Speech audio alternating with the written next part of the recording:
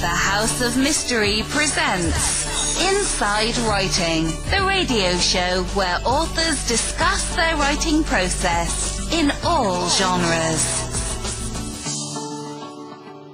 Our guest is Frank C. Girardot, Jr. Girardot. He's silent. It's a French. It's like Bardot, Bridget Bardot, or a fine Merlot.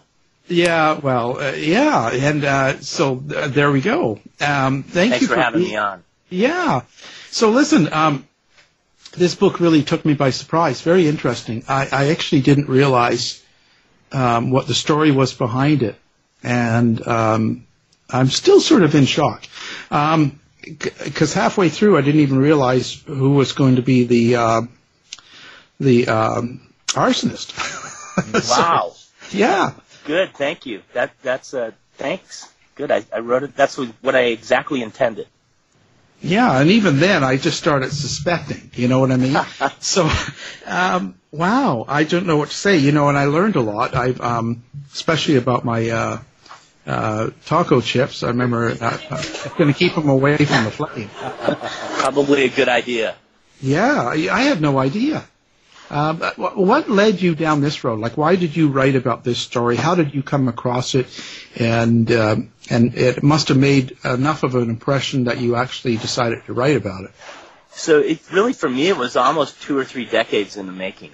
I was a newspaper reporter for a long period of time in Los Angeles. And as such, I covered a lot of crimes and a lot of cop stuff. And one of the cases that I covered involved an arson fire that took out several homes in Glendale, California. And the man that was investigating it was a firefighter by the name of John Orr. Later, maybe less than a decade later, I was covering courts in L.A., and one of the cases that I covered was a murder trial involving John Orr, these very same John Orr. And I always thought, wow, this is a really interesting topic. But I never really did anything with it. And in fact, Joe Wambaugh wrote a book right after this trial, kind of about this case, but not really in depth. So years went by. My publisher, Wild Blue Press, called me and said, hey, we've been talking to a woman whose dad was a fireman in the 80s and 90s in L.A., and he was involved in a pretty sensational murder trial, and we're wondering if you'd like to talk to her and possibly write a book. So I said, sure, what's her name? They told me, Lori Orr. I said, oh my gosh, I know the whole story. So I hooked up with Lori, who's now Lori Kovac, and together we kind of pieced together the story of this serial arsonist who was known as the Pillowcase Pyro, and responsible for millions of dollars in arson fires and 4 deaths at least in Los Angeles in 1984. So that's the premise of Burned, and of course that's why I wanted to write it, because I had all this background with the story. Wow. Now, with arsons like this, and things that were going on, like like you were talking about the Ollie's hardware store and stuff, and when you went through, this was a very new concept. I don't want it to sound like it's something good, but this was a new idea, this type of arson, where he would light small fires in other places to take away resources from his main target, like this case, the Ollie's.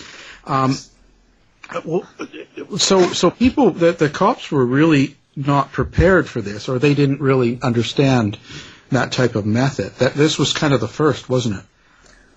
So, yes, the Pillowcase Pyro, one of his signatures, not only the device that he used to set his fires, but the fact that he would often set diversionary fires. And in the case of Ollie's hardware store in South Pasadena in October of 1984, a fire that not only destroyed this hardware store but killed 4 people, what the arsonist did was set diversionary fires at nearby grocery stores. So when the fire department got the calls for these diversionary fires, they'd run out. They're out there putting out the fire, and meanwhile, this bigger blaze is just getting underway, and there's no resources to come and attack it immediately.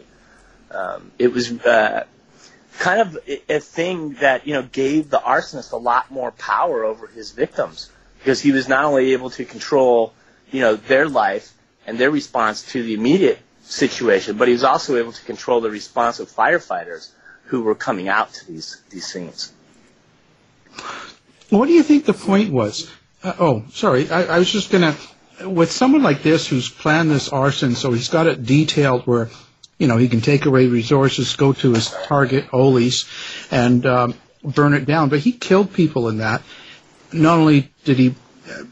See, I'm trying to think that he enjoyed watching it burn, right? Well, he got a sexual thrill from setting these fires. And it's something that you really can't discount. In fact, in his own words, he described the thrill that he got from not just setting the fires, but from watching them, and then from watching the response to them, and of course watching the destructions that they caused.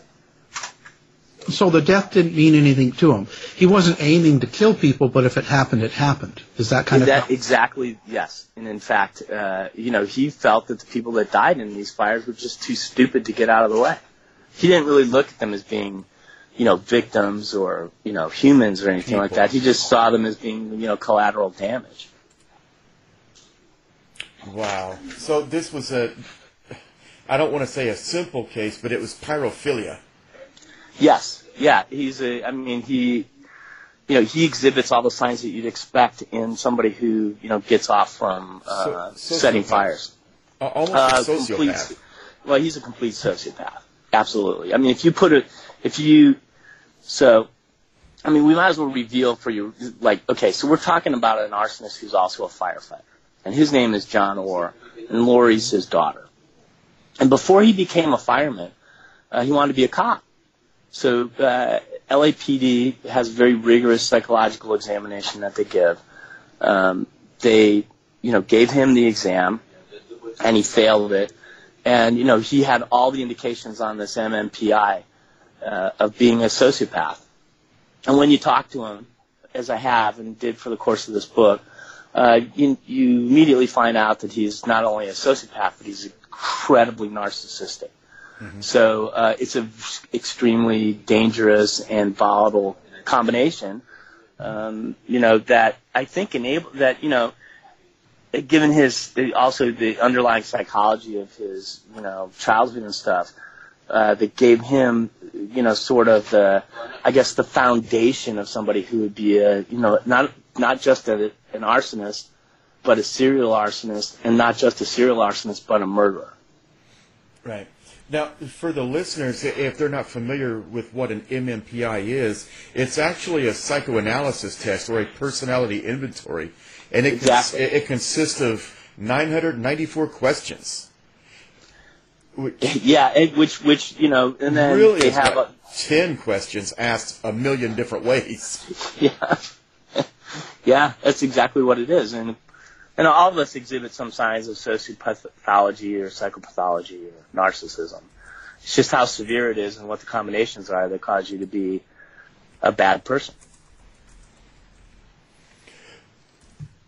So really, it's looking for certain traits, and then, if I remember right, kind of like out of your DSM, if you exhibit 3 out of these 5, then this is your diagnosis. Yes, yeah, that's exactly right. And John's diagnosis when he took the MMPI for LAPD, Los Angeles Police Department, was that he was a sociopath and unfit to be a police officer. It didn't stop him from trying to get into law enforcement, though, because he became a security guard at Sears and continued to seek out avenues where he could work for, a government agency, and ultimately ended up at the Glendale Fire Department, where he was not just a firefighter, but an arson investigator. So he kind of had that cop, right? He kind of became a cop, even if he was a fireman. Right, and they seem to seek out, careers that give you importance, give you authority. It's like, what did we call it? The hero syndrome. That was John to a T. He worked as a security guard at Sears, and took great pleasure in not just like tracking down shoplifters, but getting them out in the parking lot, holding them at gunpoint, arresting them, making a big deal about it, because he wanted to be seen as the hero. And on occasions later, when he was a fireman, and he'd be doing, routine neighborhood surveys as such. On one occasion in particular, he ran into a couple of gang members who were tagging up an alleyway. And, rather than call it into dispatch, he decided to take it on himself to not only, stop them from tagging the alleyway, but to chase them in a high-speed chase in his fire truck and them in an old car through the streets of Glendale and into Burbank. And then when there was a wreck these guys went through a red light and they got in a wreck. When there's a wreck and he finally, he's confronting them face to face, he's like Barney Fife holding a gun at one of them and shaking, unsure about what the next move to make is. And ultimately, he's, assisted by the Burbank Police Department in making the arrest. And the cops at the scene said, that after they went through this whole process, that, John just stepped off to the side and threw up because that's how nervous he was. You laugh about it. It's funny because you never think about a fireman making an arrest. And, of course, his superiors were absolutely upset with him. Furious, really. What are you doing? What are you doing, making an arrest? What are you doing chasing people? In a fire truck. In a fire truck. In a fire truck with lights and sirens going. It's the funniest thing. What the crap are you thinking? Yeah. It's humorous. But when there was an accident at that intersection, good thing there was a fire truck on hands, right? Yeah, right. Yeah, exactly. Yeah. So it's really, and the thing is, this is the kind of person that John was. And because he, even before any of this other stuff happened, people remembered him. They remembered him as being this, kind of an odd duck, right? The imperious security guard, the overbearing fireman.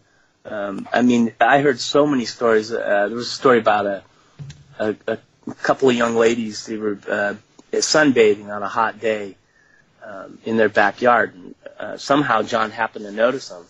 And so his way of being able to get them to come out of the house was to actually light a fire on the hill behind their house and then go to the front door and tell them, hey, I'm a fireman. There's a fire out back. You got to get out.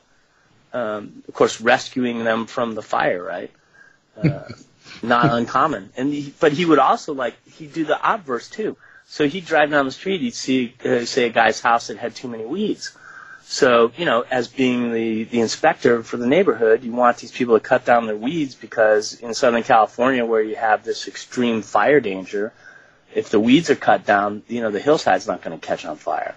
So he would go to the people's house and say, hey, you got to cut the weeds. And if they didn't cut the weeds, he'd come back and light a fire in their front yard and then, cite them for having the weeds too long. Oh, come on. Yeah. But let's put it all in perspective, though, Frank. It kind of makes sense what you've told us thus far. He was confronting people. He confronted these gang members at gunpoint and found it a little distasteful, as evidenced by the fact that, pardon the pun, but, he vomited afterwards. So he moves to something that's a little more manageable, something that he's in control of, but he can still get the thrill. Yep, and that is setting fires. And, and developing a way to set fires so that not only just setting the fire, we can all go into any place and set a fire, right? But the key is getting away. You have to be, if you set a fire in a grocery store or a hardware store or whatever, you could do it. You could walk in with a pack of matches or whatever. And back in the 80s, you could walk in with a lit cigarette and nobody would care. But, right? Think about it, right? Because how much have things changed. But the thing is what he would do is he would set up a device where he, in fact, it involved a cigarette, where he could light it, set it down, and be 5 minutes away from the scene of that point before the fire actually flared up. And of course, so it's really hard to. And this is now you got to also remember this is before anybody had video cameras anywhere.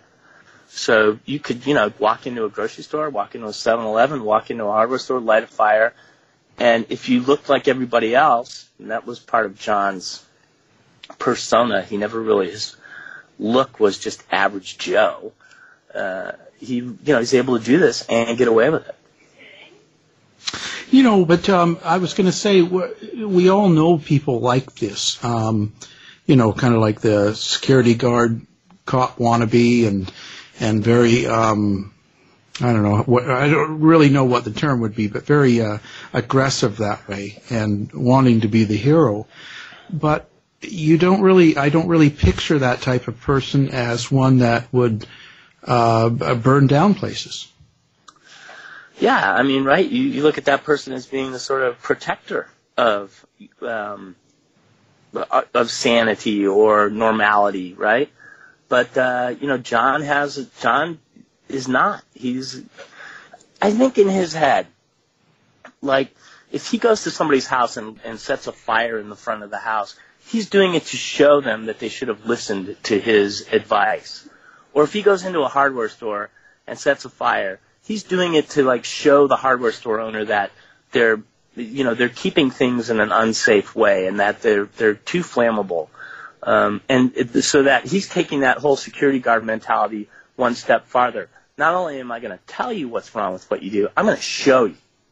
Yeah. And hey, and by the way, and if people die or if it causes $1 million of damage, oh well, you should have done the right thing in the first place. Wow, so he's setting up the cause and effect. Yep, I really think that's his mentality. It really struck me the other day. I was walking down the street and I saw a car parked in front of a fire hydrant, and I thought, you know what? Oh my! Why the hell would somebody park like that? I'm sorry for using that. I know you're on the air. I apologize. People in L.A. won't mind. Yeah. But I really thought that was a lousy thing to do, and it occurred to me that okay, well, there's nothing I can do about it. But as I walked a little bit farther, I was envisioning John setting the person's car on fire or lighting the building on ablaze to, like, call attention to this car, finding some other way to call attention to this car parked in front of a fire hydrant, right? And it really, I felt in that moment that I kind of understood him, or at least, like, maybe what would cause him to act the way that he did. So there you have it, for what it's worth. Well, and now half the book, or even more, a lot of the book is written about his family, right? And the effect and the kind of family home life he had, and it didn't sound very healthy, without putting blame on anybody. But there was a lot of problems with his home life. So from his daughter's point of view, excuse me, I'm sorry. and even the wife and stuff, like, how did they handle it? Did they have any clue that this is what he was doing?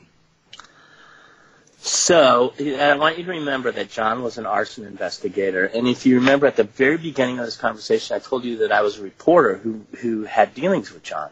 Well, most every reporter in L.A. had dealings with John. He was on TV all the time. He was always quoted in the newspaper. He was the go-to guy, right? Well, his family saw John as a hero. Here's Dad, not only putting out fires, but finding the person that set him. And look, there's a picture of him rescuing a puppy. And, he was, to them, and there is a picture of him, by the way, rescuing a puppy from a fire that he started. Crazy, right? Wow. They saw him as a hero. He was a hero. So, they held him in this in very high regard and had nothing but positive thoughts about him. Now, remember, the book's co-written with his daughter. So his daughter, in the course of Burn, is sort of like journaling her life. And she thought so much of her dad that even after he pled guilty to setting some arson fires, and even after he was convicted of murder, she was willing to testify in open court to prevent him from getting the death penalty, because she believed that he was being railroaded like a Stephen Avery kind of character. And that, the justice system had done him wrong because he was such a good fireman and made the cops look bad so often. The book, by the way, the reason that she's participated in Burned is because subsequent to her dad's conviction, 25 years down the road, she now realizes that, yeah, he's a serial arsonist, he's a murderer, and he's a really bad guy. And the book chronicles, not just his fire setting and not just the evolution of her relationship with her dad, but also John's sort of sexual promiscuity, his desire to control people in very, what we would consider non-usual ways, his violence outside of just being a fireman. Do you think he could do the same thing in today's time, like now? Like, would he get away with the same things that he did then? So I've thought about that a lot, and I don't think that you could get away with the things that he did now. And primarily because he lit a lot of fires in retail establishments. And one of the things that you see everywhere are cameras. So you couldn't... everywhere you go, there's cameras now. So it'd be very difficult to, pull a John Orr and go into a grocery store and light the potato chips on fire, or go into a hardware store and light the bedding on fire, because there's too many places where security can get a visual on you and get not just you setting the fire, but a picture of your face from a variety of different angles. Also, the brush fire thing, you might be able to get away with that, but again, people's homes have security cameras. There's security cameras at almost every intersection that you possibly could drive through. There's way too much opportunity to get caught now than there was then. And then I think thirdly, beyond that, the science of DNA, which didn't exist in the late 80s, or it did, but it was nascent, is so precise that if you were to, let's say, use a cigarette as a device in a fire, the DNA could probably be extracted. And, you run one of those profiles like they did on the Golden State Killer, and, eventually you come back to John.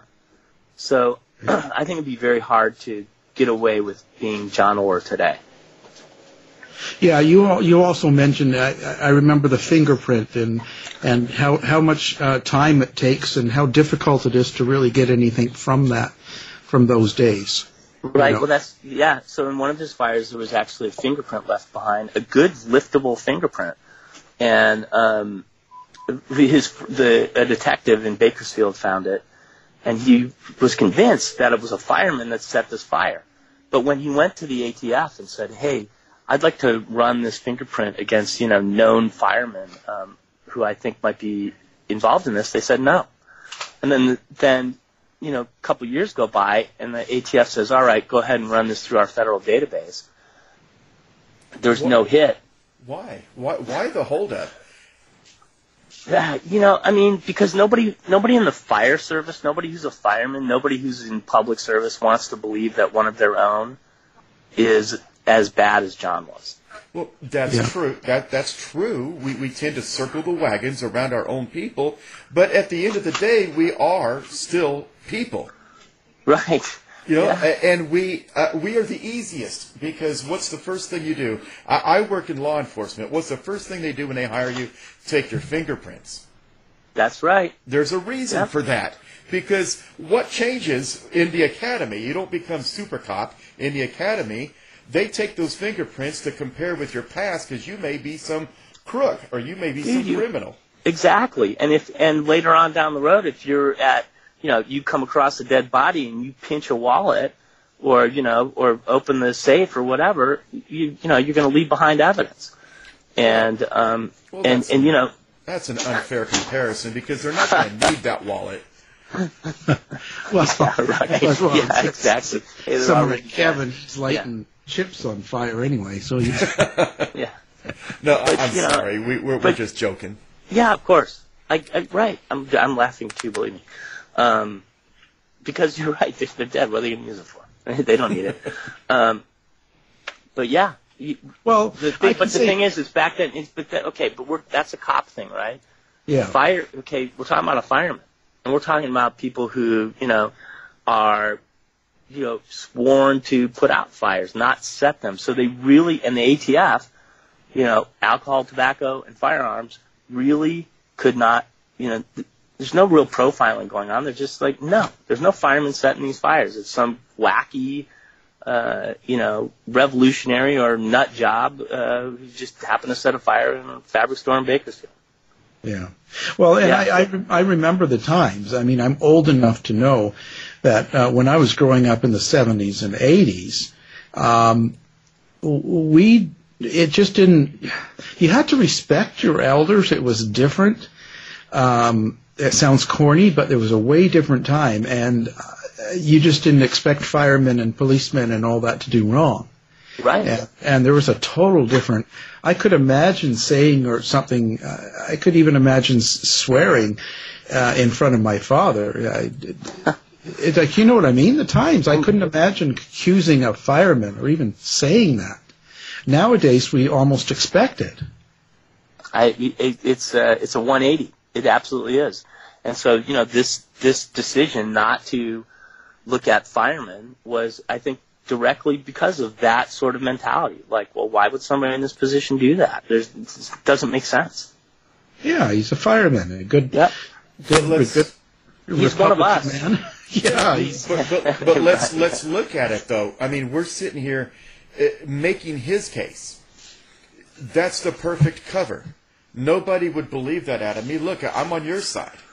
Back then, that was the perfect cover.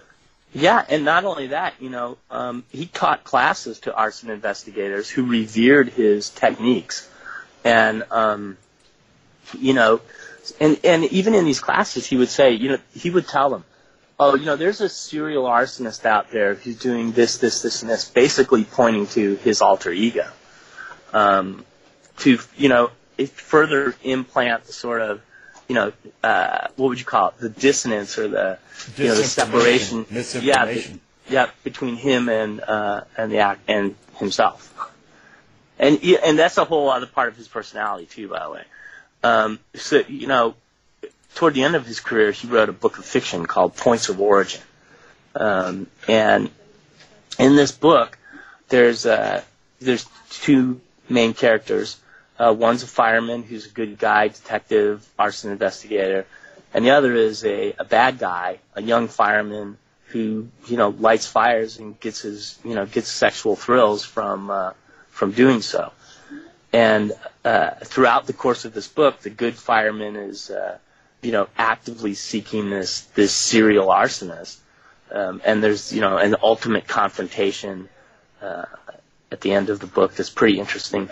And when you read the book and you know what John's about, you go, oh my God, okay, this guy is like, he sees himself as these two different people, right? He's telling us he's the hero, but he's really the anti-hero, and this is what's going on in his mind when he sets fires, when he, when he kills people, when he, is deceiving the system. It's really, it's mind-blowing to read once you know about him.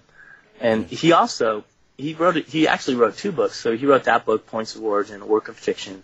And then he wrote a second book called Points of Truth, which is what John calls a book of nonfiction. And essentially, it's his defense against having been convicted of all these crimes, right? He says, hey, I couldn't have set the Ollie's fire because of this, this, this, and this. I couldn't have set all these other fires because of this, this, this, and this. So I told him, I was in conversation with him, I said, hey, John, look, I've read both your books. I've read your book, I've read, Points of Origin fiction, Points of Truth nonfiction. But, I believe that Points of Truth is fiction. And Points of Origin is nonfiction. Oh, man, it pissed him off. But I can imagine that was his OJ book. I didn't do it, but if I had I would have done it this way. Yeah, exactly. That's exactly what it was. He really tried to point the finger of blame at a kid who lived in Glendale who he'd arrested for arson more than once. And it's pathetic to read. First of all, not just pathetic, it's nearly impossible to read. Did he really think he didn't do it? No. He doesn't think he didn't do it, but he wants everybody else to think that he didn't do it, and he'll go to extreme lengths to get you to believe him. when I told him that I was working on a book with his daughter and that his daughter believed that he was 100% guilty of killing people and setting fires, he told me, well, I'll work with you, but I want you to keep an open mind throughout the process because I think I can convince you that I didn't do any of this. Mm-hmm. Oh, well, as an investigator, though, let's talk some theory here. As an investigator, you could turn the tables on him and almost get him to confess by saying, listen, I don't think you're smart enough to have done all this. Well, I wish you had done the interviews with him because you're exactly right. I think that's the way to handle John. And I don't think anybody's ever approached him in that way. Not even me. But you're right. That's probably the way he should be approached. The thing is, though, is that even with that, he's going to dissemble and lie and tell you he didn't do it. He's too. I wish I could give you a better description of his personality, but there is this 30,000 mile disconnect between reality and John's view of the world. And maybe he doesn't believe that he did it, but he also knows that he did. So what he really is trying to do is to bring everybody up to his view from Mount Olympus, as this dispassionate observer and Sherlock Holmesian detective, who's been railroaded by a society that just doesn't see things the way that he does. Yeah, well, again, from what you've told us, it's that incredible ego that should be his downfall. His ego is enormous. I've interviewed a lot of guys in prison and talked to a lot of guys who committed a lot of bad crimes. And of all of them, this guy's ego is through the roof. Just unreal. As far as how he sees himself and how he thinks that other people should see him, and to that end, after I wrote the book and sent him a copy of it, he wrote me a 22-page letter telling me every place that I was wrong, every place I was an idiot, every place I was an asshole to him, and every place that I didn't understand what it was that really happened. That fits. How many serial killers do we know of that have these enormous egos? I mean, Al, how many interviews like this have we done that these enormous egos, a book is written or an interview occurs and the killer, it writes these enormous, because the writing has got to be as big as their ego, 20 some odd pages. Here's why you're such a screw up, and here's why you're so wrong. And just the amount, the volume itself tells about their ego. But yeah, oh yeah. And by the way, this is single space, tiny lettering, no indentation for paragraphs, and front and back of lined paper from top to bottom, with just the very last line being, the sign off. So you were being conservative, top and bottom. It's 40 some odd pages. Yeah. Oh yeah. I mean, it just goes on and on and on, it could have written a third book out of this 40 pages, probably. Which also tells me that he's scared. Yeah, well, you know what he's scared of? I tell you, it's too late. He's scared of losing his family, and he already has. And that's really it. He's in prison. Nobody comes to visit him. To hear him tell it, he doesn't have any money, but I know he gets a state pension, which probably goes into a victim's fund somewhere. I sent him $20 to make a phone call, and he didn't call, and I wrote him a letter. I said, hey, John, why didn't you call me? Well, I used it for soap. Oh, yeah. Yeah, okay. Sure you did. Yeah. He was buying coffee to keep himself safe. So, Wow. How did you feel after he wrote that letter? Did it put you on notice? Were you kind of worried about him coming at you for that? No. I don't feel like that it put me on notice. I just felt like, he was telling me, I'm not going to talk to you anymore. I'm not your friend. he's pretty notorious in L.A. for writing letters to people. Like I talked to an arson investigator with the sheriff's department who said he gets letters from John all the time. And then another guy I know, it's like just a random guy who went to high school with John, said he corresponded with him for a while. And then he told John, he said, you're a fake. You set all these fires. And John sent him, like a similarly lengthy message and cut him off. So, no, I don't worry about him. Yeah. I worry more about guys like, gang members and stuff. Like real gang members. Yeah. Well, they're being chased down by firemen, for God's sake. Yeah, right. Yeah, I guess it proves they're not as tough as you think they are, right? Yeah. Well, and also, I noticed in the book it's almost suggestive, or you slant it toward a lot of other fire inspectors or other people around the time didn't really take him so serious. Good observation. Yeah. So the sheriff's department. So here's the thing: the Ole's fire, right? It was investigated by the LA County Sheriff's Department, and within 24 hours of that fire being set and burning down the building and killing those people, the sheriff's department decided that it was an accident. Well, that really upset John because he wanted his handiwork to be acclaimed as being the work of an arsonist. The guy that did the investigation with the sheriff's department, he's looking at, I don't want to spend all this money on overtime. There's no way we're going to be able to dig through all this stuff. We got to get these bodies out of here. I don't want this to be a months-long investigation. It's just easier to say that it's an accident. And then years later, when it became obvious, well, this wasn't an accident. This was an intentionally set arson fire that killed people. That investigator would not back off his initial assessment of the blaze. He ended up testifying for, his testimony was largely in favor of John at the criminal murder trial. But John, though, at the time gave his own testimony. When the sheriff's department, decided, well, hey, this wasn't an arson fire, he went out and set a very similar blaze in an Ole's hardware store not 3 miles away from the one that he burned to the ground. And that time, the investigators came in and they said, you know what? This is an arson. Yeah. It just goes to show you. Yeah. Did he, do you think, from what you hear and what you learned when you wrote the book, do you think he was good at what he did as a fire investigator? Yes. And by all accounts, John was a great fire investigator.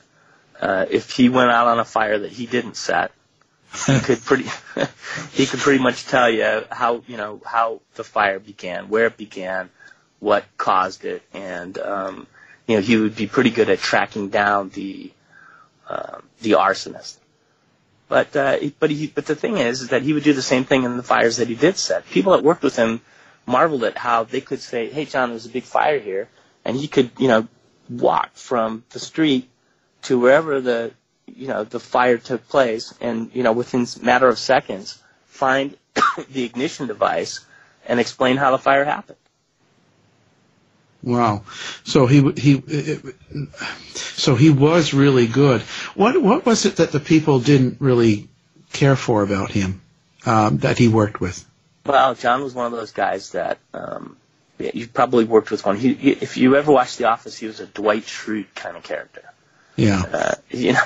Always knowing more than everybody else, and always following the rules and making sure that you did the same thing that he did. And people couldn't stand that about him. And the women in his office hated him because he was constantly hitting on them and harassing them and, trying to get them to go out with him. It was uncomfortable. He was uncomfortable to work with as a man, and really uncomfortable to work with as a woman. Wow. Yeah. He was a real weirdo. Which means he can't run for office at any point. Yeah, no, he won't be running for office anymore. Well, that means nowadays he could. Wow. So what do you see in his future, Frank? I mean, what's going to happen to him eventually? He's going to die in prison. That's what's going to happen to him. He thinks that he's going to get out California laws over the last several years have changed regarding, prison sentencing and how long you can be in prison and what you can be in prison for. I guess there's some possibility that John could qualify for parole, but he was sentenced to life in prison without the possibility of parole as an alternate to having the death penalty. I don't think he's in his late 60s. I don't foresee any scenario in which, John gets out. I actually think he likes being in prison. Oh, no.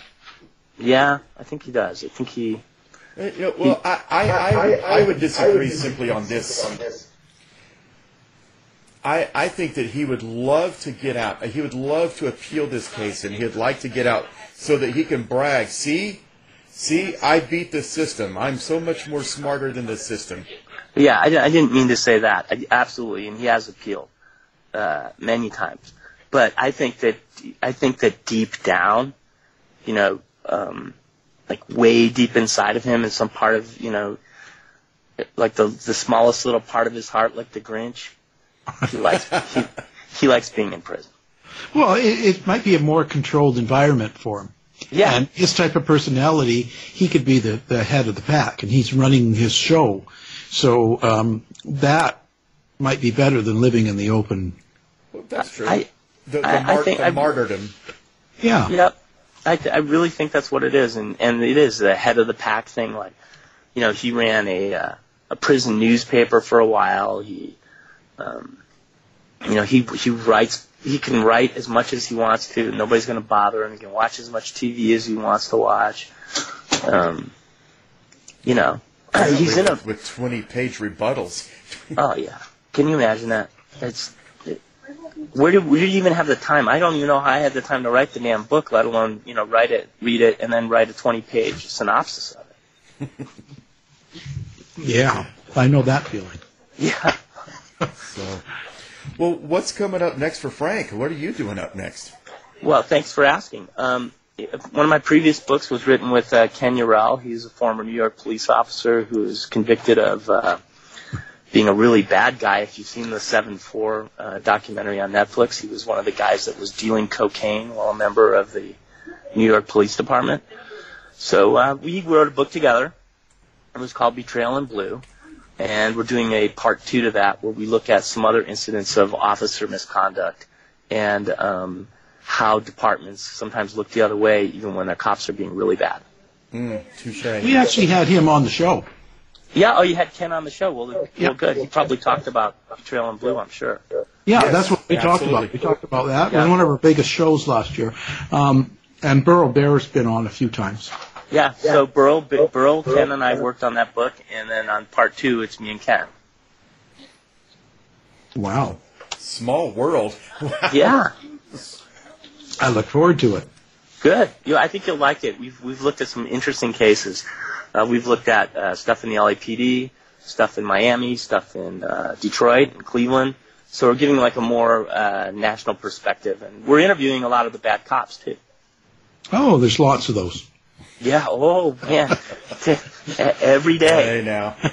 Hey, and that week I still get I don't know, a couple of dozen of write-ups about that interview. People still say terrible things about him.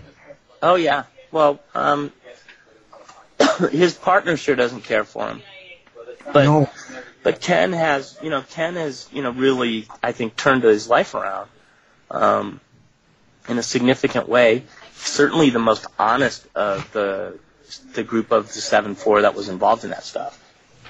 And from the perspective of writing a book about bad cops, who better to have, diagnose what's wrong with a cop than a bad cop? Yeah, and that's true. I mean, I hate to say it, but that's absolutely true. I mean, who knows better?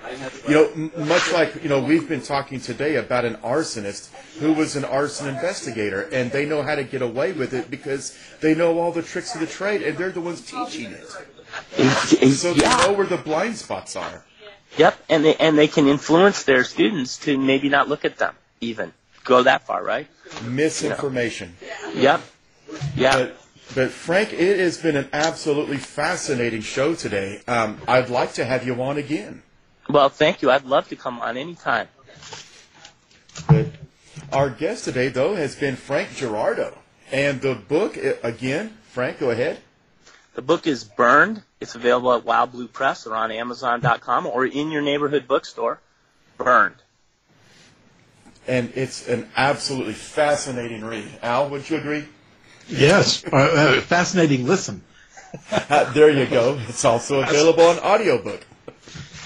Cool. Thank you, guys. Thank you. Thank you so much, and we'd like to have you back very, very soon. All right, good. I look forward to it. To find out more about our show, guests, or to listen to past shows from our archive, please go to www.houseofmysteryradio.com. Show's over for now. Was it as good for you as it was for me? Well, good night. This has been a production of Something Weird Media. I'll be back.